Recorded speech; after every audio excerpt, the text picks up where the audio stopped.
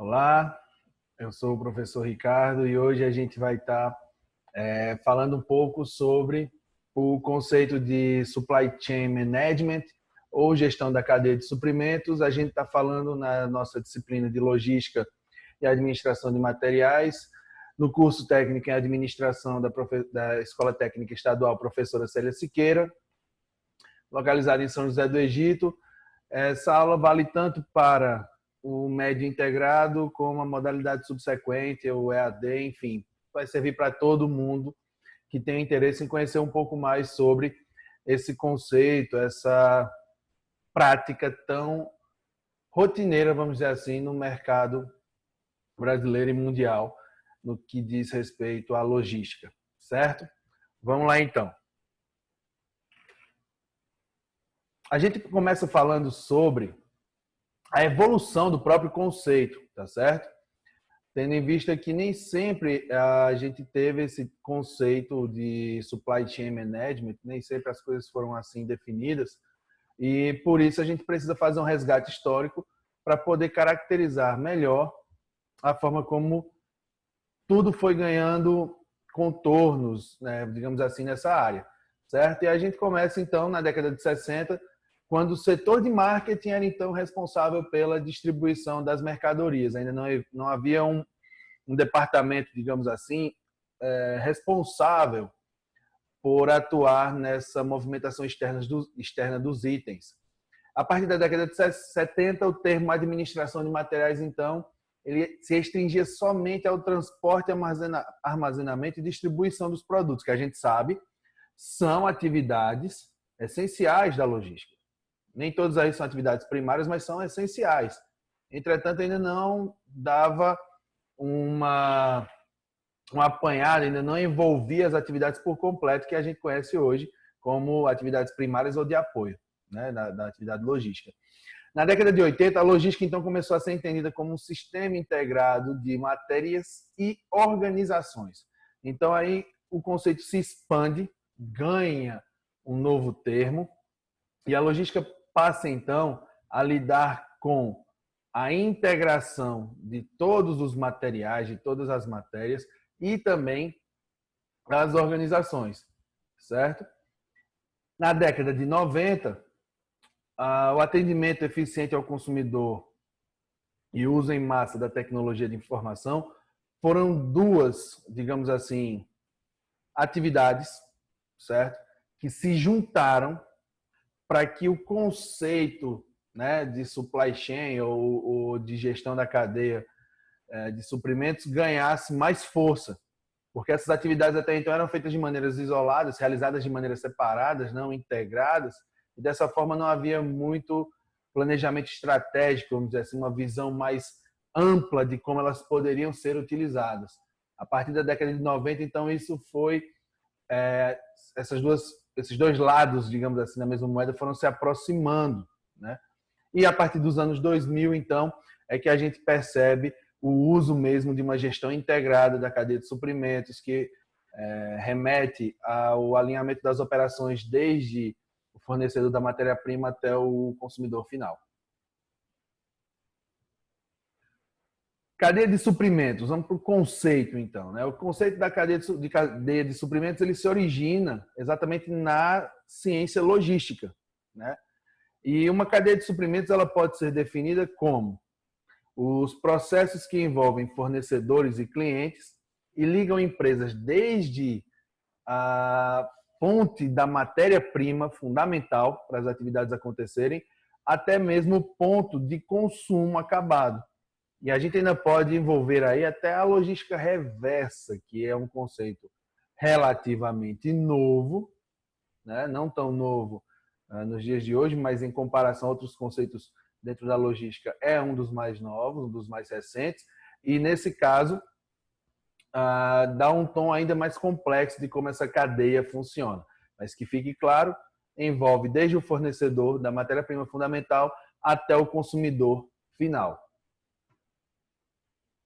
Alguns outros conceitos que complementam, né, esse que foi dito é o seguinte: a cadeia de suprimentos vai abranger todas as atividades relacionadas com o fluxo de transporte de mercadorias, desde o estágio da matéria-prima até o usuário final, certo? E além disso, é importante sempre salientar que a logística trata também da movimentação do fluxo de informações, tendo em vista que o processamento de pedidos é uma das atividades primárias da logística e sem a qual nada poderia sair de qualquer lugar e chegar ao seu destino.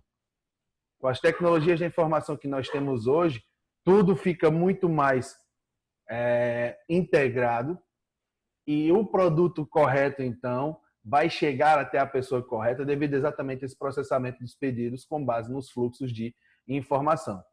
E um conceito um pouco mais sucinto, mas bem carregado de conteúdo, seria que cadeia de suprimentos é uma cadeia de múltiplos negócios e relacionamentos, porque é exatamente assim que a gente entende que é uma cadeia de suprimentos.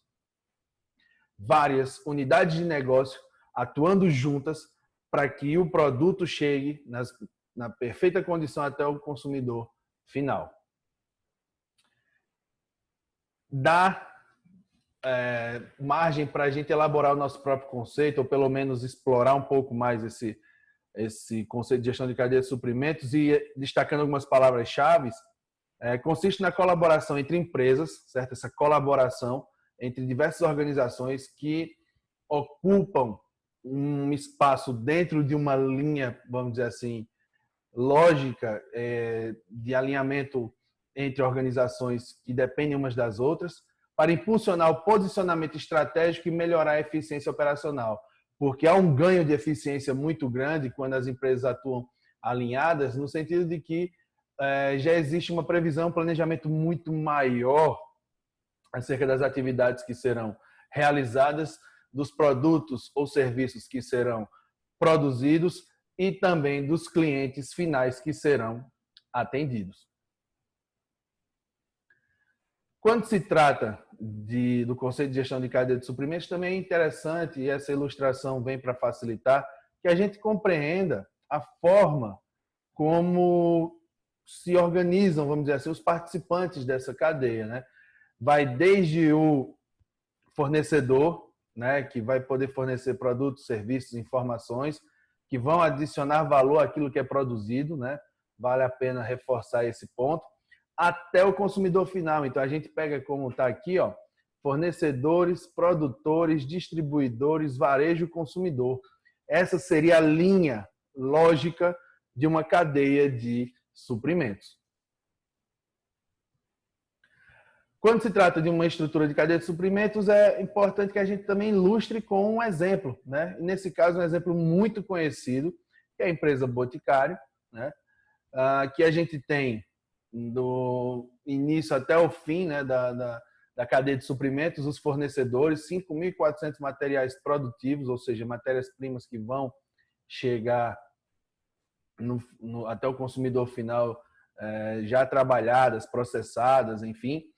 A gente tem, nesse caso, todos os fabricantes, os fornecedores, enviando materiais para as unidades produtivas que vão gerar um portfólio de 900 produtos nas redes franqueadas, que a gente pode considerar como sendo os varejistas nesse caso, e que chegarão até o consumidor final, como está dito aí, em todos os estados do Brasil, em todos os municípios com mais de 100 mil habitantes e em 80% dos municípios com mais de 25 mil habitantes.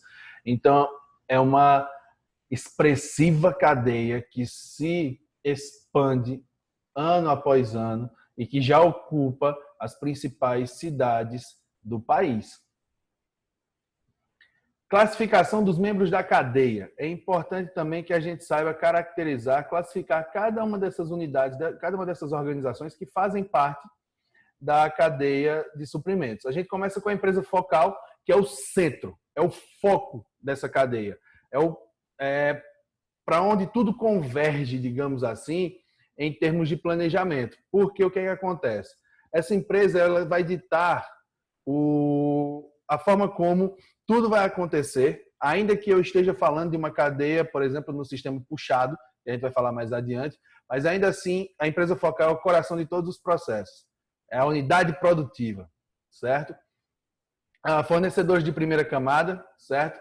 Seriam os fornecedores que a gente tem logo no início, pode ser chamado até de fornecedores de fornecedores. Os fornecedores de segunda camada já seriam os fornecedores mais próximos da unidade produtiva. A gente vai ilustrar isso mais adiante, vai ficar mais fácil para compreender.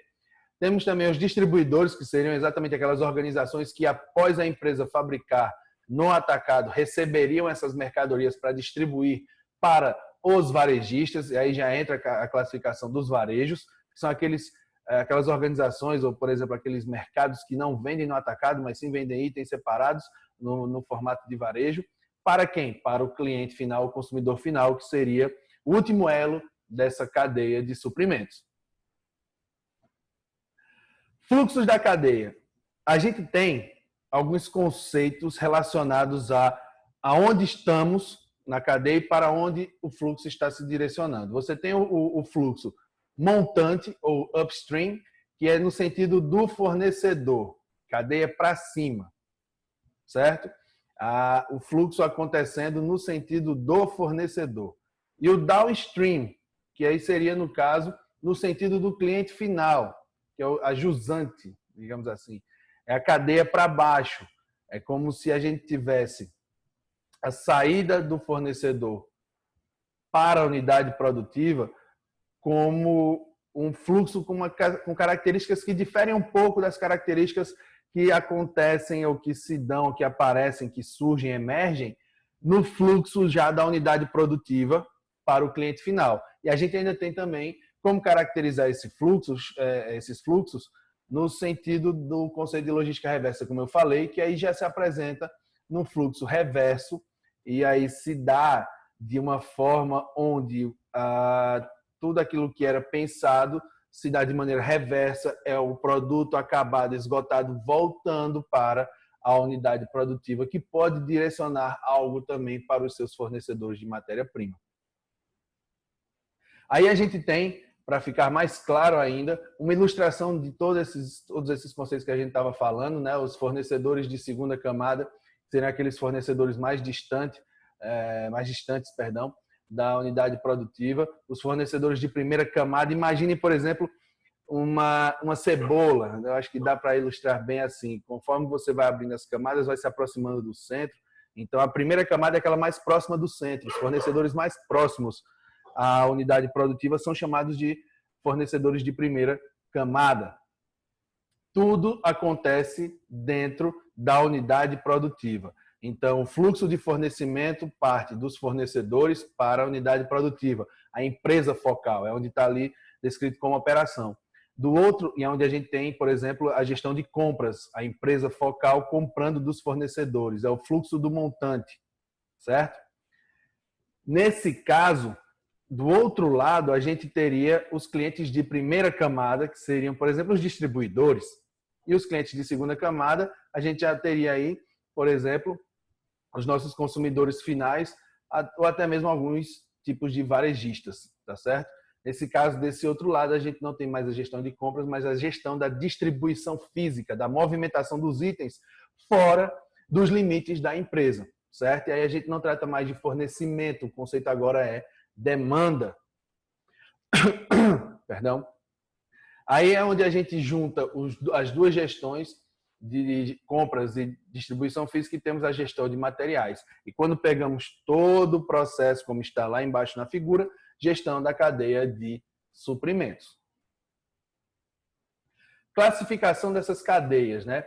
A cadeia total, ou seja, ela vai ter todos os níveis, é aquela que envolve todas as relações cliente-fornecedor, da matéria-prima até a compra do produto final, é o conjunto completo das atividades. A cadeia imediata, que seria aquela em que estão os fornecedores e os consumidores com quem a empresa faz o negócio diretamente, então, aqueles que são de primeira camada, digamos assim. E a cadeia interna, que diz respeito à cadeia de suprimentos locais, ou seja, fluxos internos entre departamentos ou células de setores da própria empresa. Então, existe uma cadeia de materiais, cadeia de fluxo de materiais dentro da própria organização. Isso também pode e deve ser considerado no momento em que nós estudamos gestão da cadeia de suprimentos. Tendo uma visão em perspectiva, a gente pode novamente ilustrar maneira, os fornecedores de segunda camada, passando para os fornecedores de primeira camada, chegando até a operação produtiva, a unidade produtiva, onde nós temos os clientes depois de primeira camada e os clientes de segunda camada. E vejam logo abaixo na ilustração a rede imediata de fornecimento, ou seja, o relacionamento entre os fornecedores e clientes de primeira camada e a rede total de suprimentos, que aí já envolve toda a cadeia de suprimentos que a gente ilustrou. Vamos classificar então os membros dessa cadeia, né? Nós temos os membros primários e os membros de apoio. Os membros primários seriam aqueles que executam atividades que vão agregar valor ao longo dessa cadeia de suprimentos, né? O que acontece é o seguinte, são pessoas que estão, organizações que estão diretamente envolvidas, tá? Para que o produto seja manipulado, sejam feitas benfeitorias nesse produto, nessa matéria-prima, enfim, que esse produto seja transformado e tenha valor agregado para o consumidor final.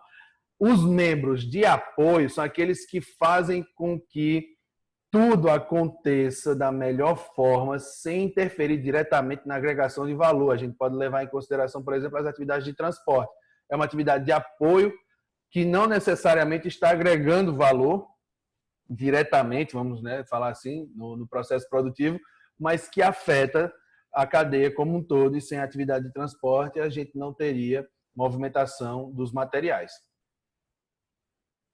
E aí, então, surge, além de várias outras questões, a escolha da melhor estratégia de cadeia. Porque o que acontece? A gente tem que escolher bem, na hora que vamos planejar uma cadeia de suprimentos, para que a gente saiba o que é mais adequado ao nosso mercado. Porque essa escolha aí vai afetar diretamente a eficiência e a eficácia da nossa cadeia. Duas são as estratégias mais significativas. Quais são? Aquela onde nós temos uma produção empurrada, ou push, que é a expressão em inglês, onde o canal de suprimentos planeja suas atividades com base no histórico de demanda que já se tem, produzindo e empurrando a mercadoria e os itens ao longo da cadeia. Então, assim, o seu fornecedor já sabe que você vai precisar, ele já vai produzindo essa matéria-prima, já te passa, você já recebe, sabendo que existirá uma demanda histórica, inclusive, com base em fatos históricos, registros históricos da empresa, e o seu consumidor já sabe que vai ter acesso a essa mercadoria, porque essa mercadoria vem independentemente do estímulo desse consumidor, né? Alguns itens de commodity se encaixam bem nisso aí, produtos mais básicos se encaixam mais facilmente nesse tipo de cadeia. Já uma outra perspectiva é o fornecimento puxado, uma produção puxada, digamos assim, que é entre o pool, né? Configura o canal de suprimentos visando o máximo de responsividade, ou seja, cada pessoa, cada membro da cadeia muito ciente da sua participação, com uma responsabilidade ainda mais aumentada, porque nesse caso o consumidor final, a demanda é puxada por ele. Então, tudo que é produzido é pautado com base na provocação dos que estão no fim, na ponta dessa cadeia produtiva, porque é uma forma de reduzir custos diversos, como com estoques, instalações físicas, enfim. É uma forma de não ter capital empregado e parado, transformado em mercadoria. Então, a gente espera a provocação do mercado para que, então, o fluxo produtivo se inicie. Então, a cadeia produtiva só vai atuar a partir da provocação do mercado. É que funciona no contexto de uma metodologia de fabricação enxuta, de produção enxuta, just in time. Um exemplo disso é uma cadeia de suprimentos de uma empresa como a Toyota, certo? Foi assim que se originou esse pensamento de produção enxuta, de cadeia enxuta. A gente está chegando ao fim, eu deixo aqui essa sugestão de vídeo, né? Estratégias push e pull, tá certo? Para que a gente possa complementar um pouco essa discussão, tá? Dar o mérito ao professor que produziu o vídeo. É uma indicação que eu deixo aqui e me coloco à disposição para dirimir qualquer dúvida, para tirar qualquer dúvida, responder a qualquer questionamento ou mesmo debater algo que não foi contemplado nesse vídeo, mas que porventura vocês que estão assistindo sintam necessidade de discutirmos, certo? Bons estudos a todos. E se você acha que precisamos discutir algo mais, por favor, comenta nesse vídeo ou então entre em contato comigo pelas redes sociais, nas salas virtuais aí, onde a gente está inserido. Beleza? Muito obrigado pela atenção. Bons estudos a todos.